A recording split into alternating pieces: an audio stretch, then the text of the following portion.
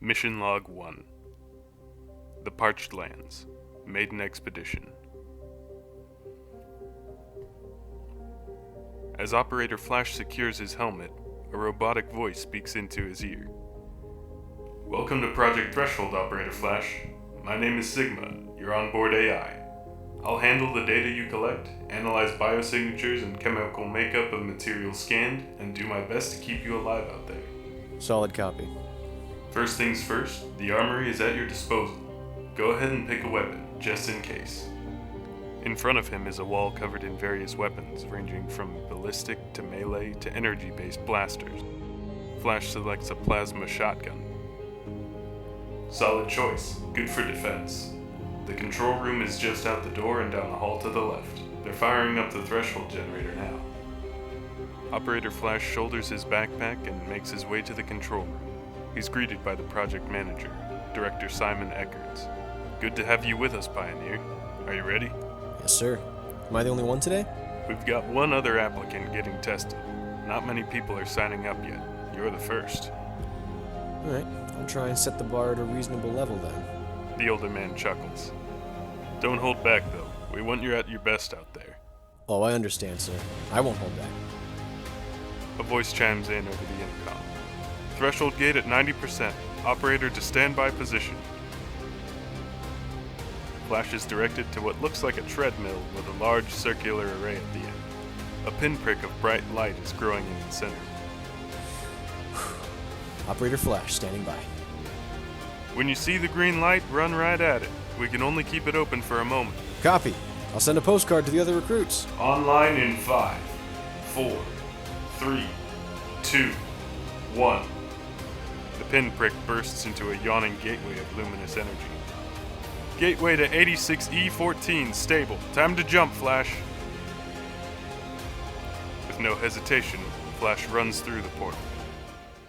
The first thing he notices is a feeling of moving through molasses, but only for a moment.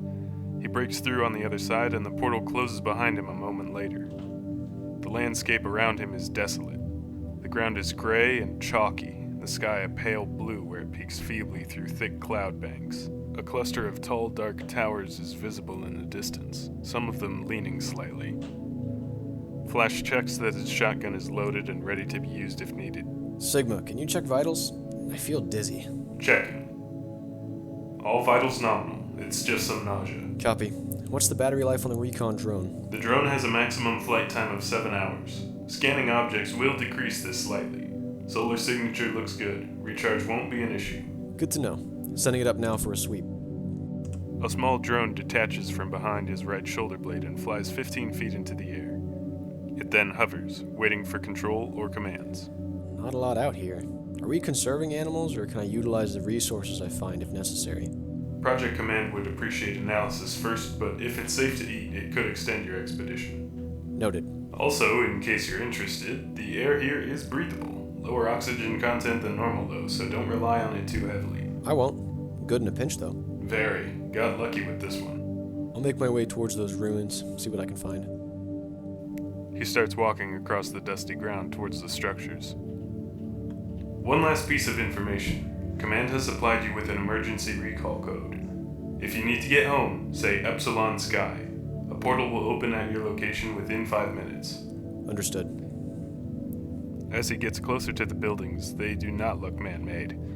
The material they are composed of is dark gray and mottled. There are no visible windows. Sigma, activate thermal imaging. Roger. His vision shifts. The landscape is unremarkable and fairly cold. The buildings are light green, warmer than their surroundings. 2 red dots sit atop one of the taller structures. Send the drone to scan that top structure. Not sure I like how that looks. Keep your distance, though. The drone quietly zips away. A corner of his helmet displays a video feed of the approaching structure. The drone stops and zooms in to focus on 2 slightly reptilian-looking birds perched on the roof. Scan. Any behavior that would indicate hostility? Scanning. Stand by. A few moments pass. Not much to go off of. They look too small to inflict damage on your suit, and you can always cloak if you want, but I'd say they're a low threat level if any. Still, congrats on alien life. First day is looking pretty promising. Definitely. I'll take a look inside the buildings next. He glances over his shoulder. Does look like this place gets a lot of rain. Judging from the clouds, it actually may rain frequently, though there isn't much vegetation to make use of it. I'll analyze the water when we find some to see if it's safe. Flash remains silent and continues approaching the structures. It takes about 15 minutes to reach the closest one. It towers above him to a height of almost 100 feet, but is by no means the tallest among the cluster. Sigma, do these look like buildings or nests to you? Hard for me to say. After seeing those birds, I'm leaning towards nests. Definitely constructed. Far too large for the birds to have made unless they lived for eons. The angles are sharp enough to indicate a high likelihood of intelligent construction. By the way, what do you want to name the bird species? Good question. Give me a minute. He thinks for a minute. Let's go with scalehawks. Noted. I'll add it to the database when we get back. Thanks. Let's see what's inside here. Flash walks around the perimeter of the structure but finds no visible entry point. Scan is picking up high energy readings along the walls. Is this hollow at all? Also, are those SIGs from life forms or is it from the structure? Unknown. Whatever it's made of is blocking a structure scan. The energy readings appear to be from the structure itself. The highest concentration has followed you as you circled. Strange. Any way I can test this energy it's putting out? May I recommend tossing a rock from a safe distance? We'll go with that. Flash steps away from the structure. Energy signature weakening. Interesting. Here goes. He digs up a chunk of the earth and hefts it. He tosses it towards the closest structure. The clod of hard ground hits the wall of the structure with a dull thump, and a wave of pale yellow light ripples out from the impact point, spreading along the wall for a short distance before fading. Whoa! Make that 2 promising finds on the first day. Can't say I know much about the technology at play here. Yeah, maybe some kind of defense system. Could explain the high readings around me. The energy we saw was not of high enough concentration to be harmful, and did not spread to your projectile at all. So I'd be fine up close? It seems the walls are looking for an input of some kind. I won't advise touching it, but... No, I want to try something else though. He digs up another chunk of hard ground, larger this time.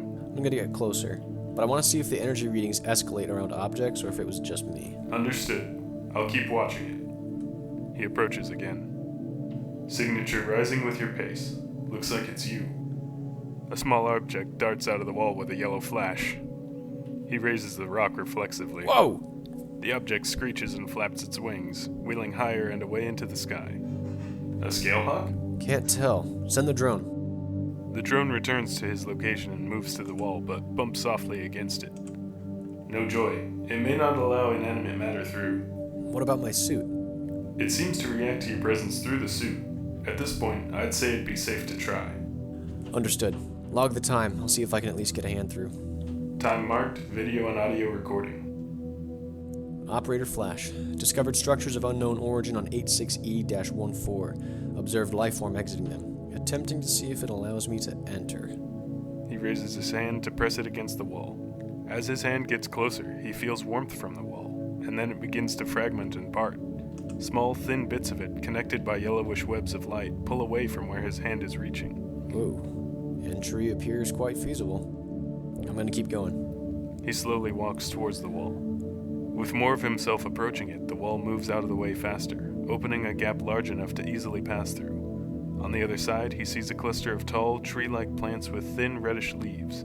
Scalehawks sit in pairs on many branches. The ground is a familiar green blanket of soft grass. Operator Flash. Structures appear to be a barrier that protects some kind of oasis. Potential water source? The oxygen content in here is much higher than outside, but scans aren't picking up much water. There appears to be some sort of irrigation system underneath the trees. Is it safe to take my helmet off? Let me run a quick check. Also, is the drone still outside? Affirmative. The wall closed behind you with the drone on the other side. Minor traces of microorganisms found. I would advise leaving the helmet on for now. Understood. I'd like to document the plant life here, though, and see if it matches any known species. I guess the drone can wait. Running bioscan. No direct matches found. Contains similar cell structures to cypress trees. The rest is alien. Are you able to send the video log to mission control? Negative.